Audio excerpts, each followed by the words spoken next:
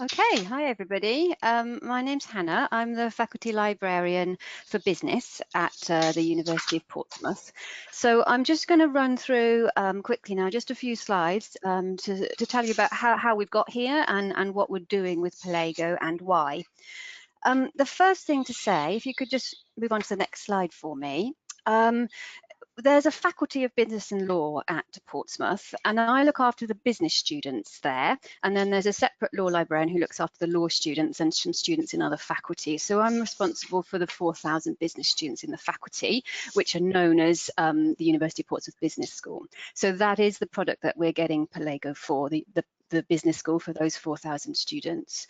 The reason why it became an issue with our ebook provision as it was is that some of our modules have 750 students on, and many of them have 100 or 200 students on, and trying to deliver buying multiple single licenses of a core textbook to deliver to that number of students obviously has its issues.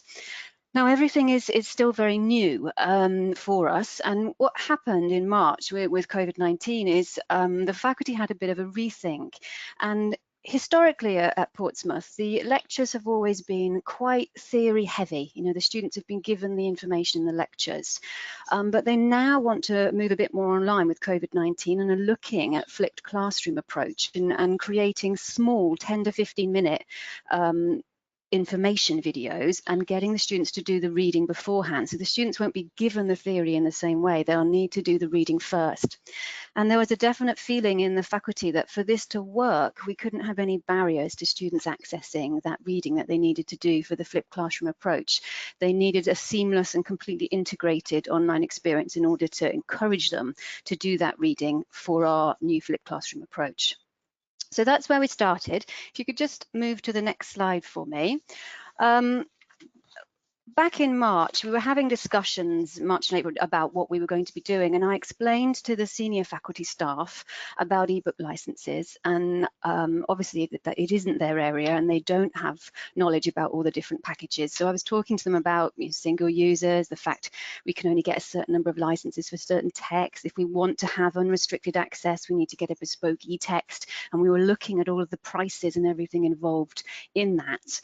And then what they did, there was almost a faculty audit. So the dean spoke to the heads of the different subject areas in business, and they liaised with their lecturers to get us a sort of list of one or two of the main core texts on the units that would be going forward to be taught online in 2020. So we looked at those key texts, and Perlego came out as competitive, because if we compared the price per student to Perlego to the price for getting access, bespoke e-text access to the text that they needed, it was coming out as competitive.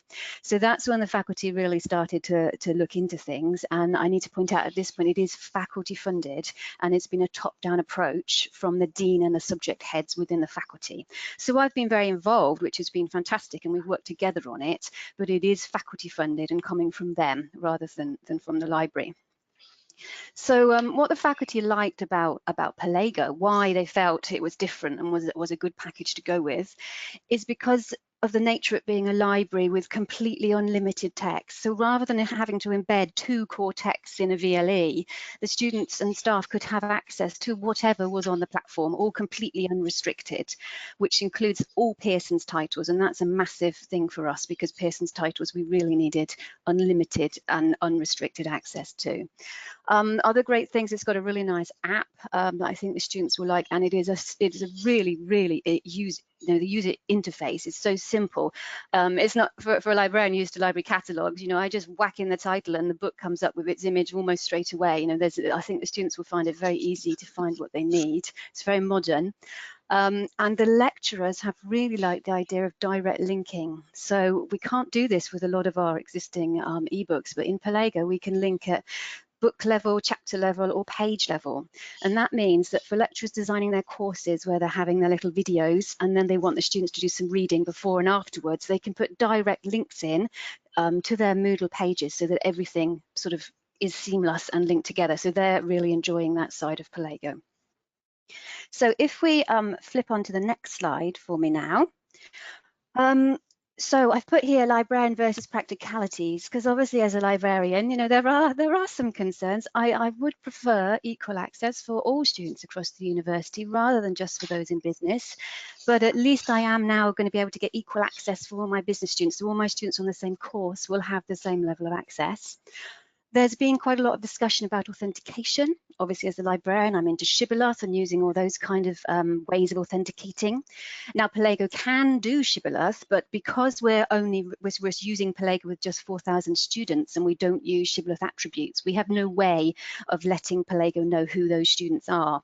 So we're going to go with the user code and email sort of sign up, and Ryan and the faculty are convincing me this is going to be fine. I'm sure it will. So I've got the faculty involved in that, so I won't be doing all of the admin. They're going to send out information in welcome emails, and Ryan's going to work with me on getting all of the students and staff onto Perlego.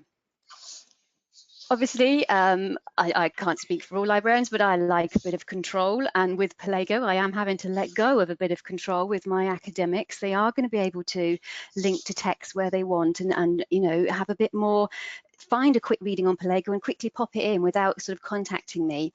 But I'm keen to use the Perlego dashboard that I've been shown, and that should give me a really good way of tracking what is being used in Perlego and how much. That hopefully will also give me some ideas about where I need to increase or decrease print collections, and I can compare usage. So the dashboard should be really helpful for me in understanding how Perlego is being used within the faculty.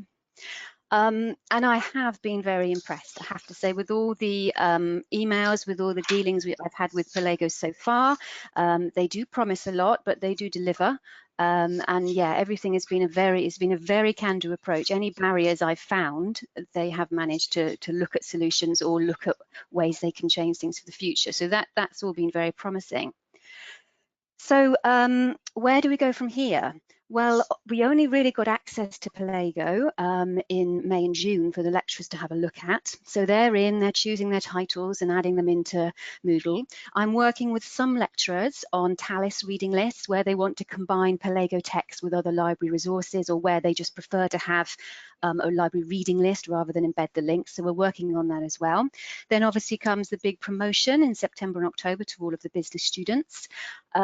And then we see where we are. So it's really early days yet. I certainly don't have all of the answers, but that's how over the past few months we've got to where we are, and now we're going to wait and see for September, October, and see how it goes down with our business students.